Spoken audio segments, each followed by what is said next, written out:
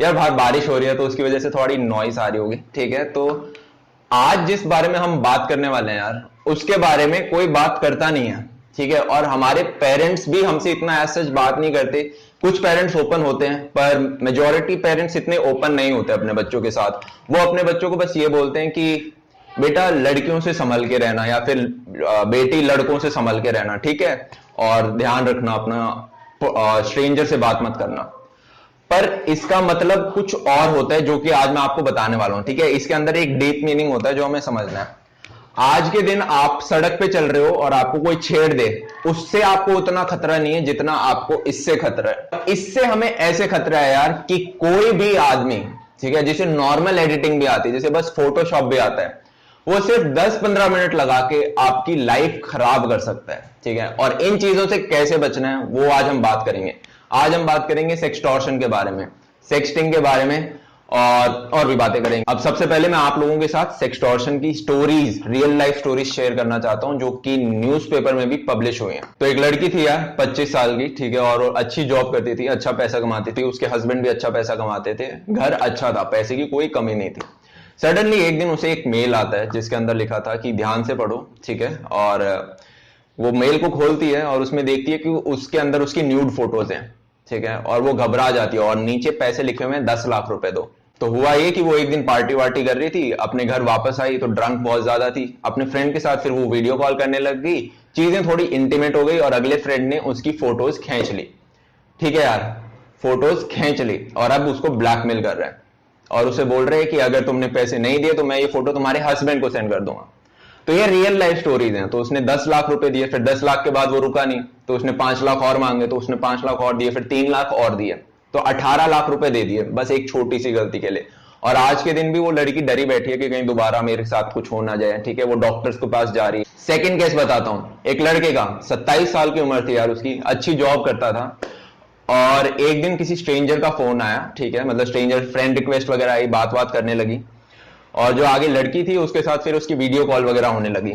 Video call होने के बाद उसकी चीजें दोबारा इंटीमेट हुई और लड़की ने उसकी कुछ फोटोज खींच ली और अगले दिन वो देखता है कि उसी अकाउंट पे एक लड़का आ रहा है, ठीक है, और उसे ब्लैकमेल कर रहा है और कह रहा है कि भाई 10 लाख रुपए दो वरना मैं ये तुम्हारी फोटोज तुम्हारी फ्रेंड्स और फैमिली में शेयर कर दूंगा।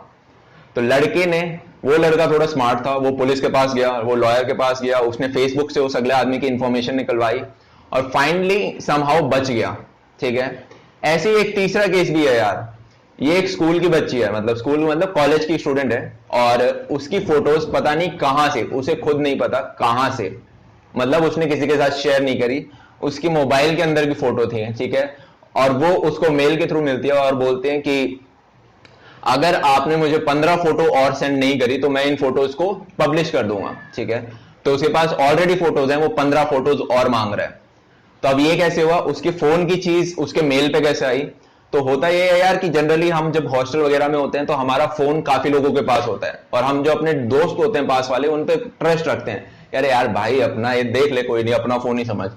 तो वो देख रहे होते हैं। तो कभी कभी क्या होता है यार, कुछ फ्रेंड इतने अच्छे नहीं होते, वो आपकी जो फोटोज होती हैं गैलरी में, ठीक है, किसी उसकी कुछ होंगी फोटोज, ठीक है, उसने खींच रखी होंगी और वो किसी ने ले ली अपने फोन में और उसके बाद समहाउ एक साइकिल वगैरह बनी और वो ब्लैकमेल हो रही थी।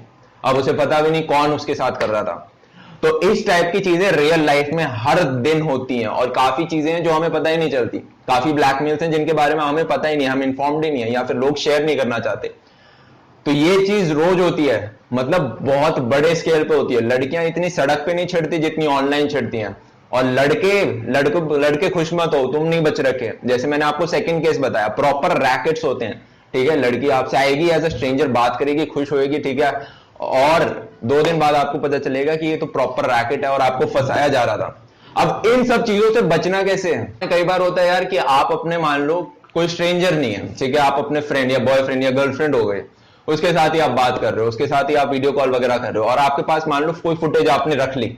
अब आपकी नीयत तो अच्छी है, आप कोई फुटेज शेयर नहीं कर रहे, पर वही बात, आपका फोन किसी और ने ले लिया तो, या फिर आपने वो फुटेज किसी हार्ड ड्राइव में रख रखी है और वो हार्ड ड्राइव आपने किसी दोस्त को दे दी कि अच्छा चल यार मूवीज डाउनलोड कर ले, मूवीज के साथ उसे वो दिखा, उसने वो भी रख लिया और कल को उसने वो चीज अपलोड कर दी, ठीक है।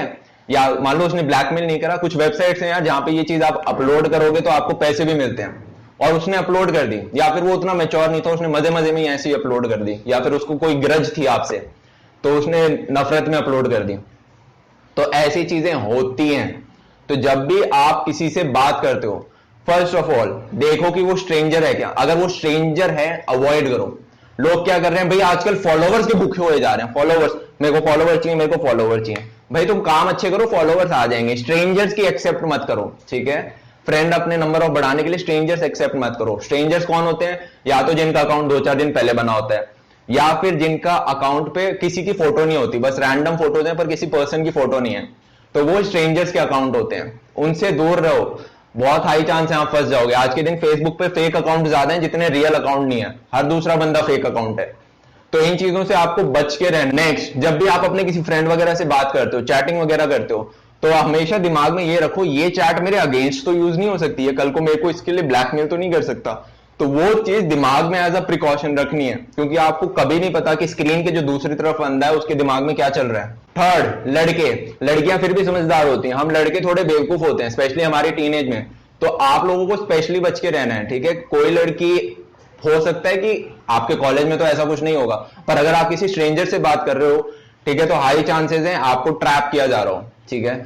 मतलब चीजें एज आइडियली चल रही हो ना, तो हो सकता है आप ट्रैप हो रहे हो। नेक्स्ट, जब भी आप अपना फोन किसी को देते हो, ठीक है, या तो आप रिपेयर शॉप पे देते हो, या आप मतलब अपना फोन किसी को बेच रहे हो, ठीक है, तो उस टाइम ध्यान रखो आप अपना सारा डाटा उड़ा दो, या तो अपना सारा डाटा हटा दो, या अपना सारा डाटा बैकअप में ले लो अगर दुकान रिपेयर पे भेज रहे हो तो, या फिर अपनी स्टोरेज को इनक्रिप्ट करो, पर खुला मत रखो। अगर आप ओपन रखोगे तो आराम से चीजें एक्सट्रैक्ट हो सकती हैं, ठीक है। और उसके बाद यार उसमें जो भी होगा उसका अगला आदमी की नियत क्या है वो उसका वैसे यूज कर सकता है। अब मान लो यार आपको कोई ब्लैकमेल कर रहा है, अगले आदमी के पास आपकी कोई फुटेज है या कोई चैटिंग वगैरह है या कोई वीडियो है, तो उस केस में आपको क्या करना है? सबसे पहली बात, घबराना नहीं है, ठीक है। जनरली वो आप लोगों को कैसे अप्रोच करेंगे? मान लो आप फेसबुक पे चैट कर रहे थे, ठीक है, तो जैसे ही उसके पास फुटेज आई, वो सबसे पहले आपको फेसबुक पे ही आपकी फुटेज भेजेगा और आपको नीचे एक रकम दे देगा कि इतने पैसे दो।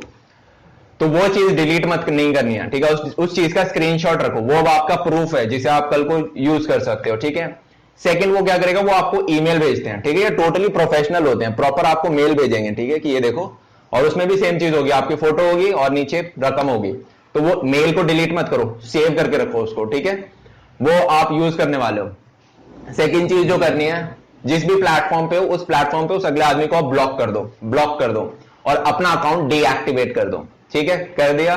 फोर्थ स्टेप जो आपको करना है वो है कि अपनी किसी फैमिली मेंबर जो भी है उसके साथ, एक के साथ एटलीस्ट शेयर करो, ठीक है, कि वो आपको राइट एडवाइस देगा। चाहे आपके पेरेंट्स में कोई एक हो गया या फिर आपका मामा वगैरह हो गया, कोई मतलब ऐसा जो कि डिसीजंस ले सके, आपके साथ जा सके थाने वगैरह, ठीक है। और बेस्ट होता है यार पेरेंट्स के साथ शेयर कर लो, थोड़ी डांट पड़ेगी बट फिर काम निकल जाएगा, वही बेस्ट एडवाइस देंगे तुम्हें। घर वालों को बता दिया, अब इमीडिएटली पुलिस स्टेशन पे पास जाओ या फिर कोई साइबर क्राइम का कोई सेल है तो वहां पे जाओ।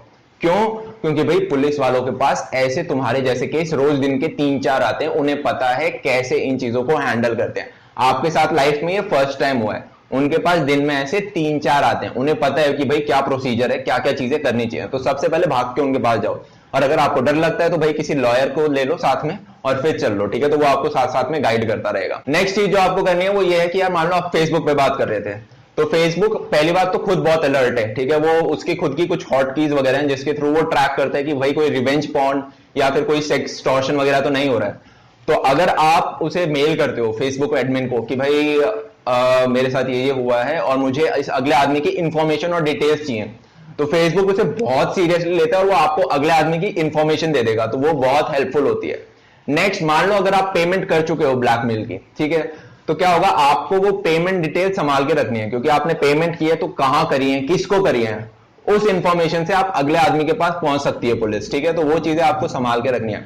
और पहली बात, पेमेंट कभी नहीं करनी, पेमेंट कभी नहीं करनी, क्योंकि पेमेंट लेके वो रुकेंगे नहीं। एक बार उनको पेमेंट मिल गई उसका मतलब ये है कि आपके पास पैसे हैं, तो वो आपसे और पैसे मांगेंगे। पहले उसने 10 लाख मांगे, फिर वो 5 लाख मांगेगा, फिर वो 3 लाख मांगेगा, वो फिर से 5 लाख मांगेगा, ठीक है, या फिर वो आपसे पैसे लेके फिर भी वीडियो पोस्ट कर देगा। तो पैसे कभी नहीं देने, पैसा देना कभी भी सॉल्यूशन नहीं होता। पुलिस के पास जाओ, वो अपना काम अपने आप कर लेंगे, आपकी चीजें बच जाएंगी और आप सेफ रहोगे। और अगर आप जैसे फेसबुक वगैरह पे फोटो भी अपलोड करते हो ना यार, जैसे मैं आपको एक चीज बताता हूँ, ठीक है, जैसे मान लो किसी को फोटोशॉप भी आती है, जैसे मुझे 4-5 चीजें आती है, मुझे एनिमेशन आती है, मुझे ग्राफिक डिजाइनिंग आती है, मुझे बेसिक एडिटिंग आती है, और मुझे फोटोशॉप वगैरह आता है, पर मान लो किसी को सिर्फ फोटोशॉप भी आता है, वो सिर्फ 10 मिनट में आपकी ओरिजिनल फोटो का कुछ और फोटो बना के पोस्ट कर देगा और आप कुछ नहीं कर सकते। पर आप प्रिकॉशंस ले सकते हो। क्या प्रिकॉशंस ले सकते हो? एक तो आपकी जो फेसबुक पे फोटो है, ठीक है, उसको सिक्योर करो, ठीक है, आप उस पर सिक्योर कर सकते हो। सेकंड, आप कोई भी फोटो अपलोड करते हो यार, तो उसमें ट्राई करो कि आप प्रॉपर ऐसे सामने ना दिखो, ठीक है, या तो कोई ग्रुप फोटो, ठीक है, जिसमें आप 7-8 लोग हो, ठीक है, या फिर अगर आप कोई फोटो डाल रहे हो तो उसमें मान लो आपका फेस नीचे है, या फिर आप पीछे की तरफ देख रहे हो, या आपका साइड फेस दिख रहा है, या फिर आप नीचे मतलब ऊपर, मतलब आप प्रॉपर एक सामने वाली प्रोफाइल आपकी नहीं दिख रही हो, वो ट्राई करो, क्योंकि वो सबसे आसान होती है, उनमें चीजें आराम से एडिट हो जाती हैं। अगर आपका ऐसा मुंह है तो फिर चीज मुश्किल हो जाएगी। तो ये कुछ प्रिकॉशंस थी यार। और never trust a stranger, never never never trust a stranger. कितनी ही सुंदर लड़की हो, कितना ही स्मार्ट लड़का हो, स्ट्रेंजर के साथ बात नहीं करनी। हमेशा दिमाग में ये रखना है, हो सकता है ये कोई रैकेट का मेंबर हो, ठीक है, इतनी प्रिकॉशन रखनी है, ठीक है। अब ये थोड़ा ज्यादा हो गया, पर दिमाग में प्रिकॉशन रखोगे तभी सेफ रहोगे। तो तब तक के लिए चलते हैं यार। बी सेफ, बी हैप्पी, और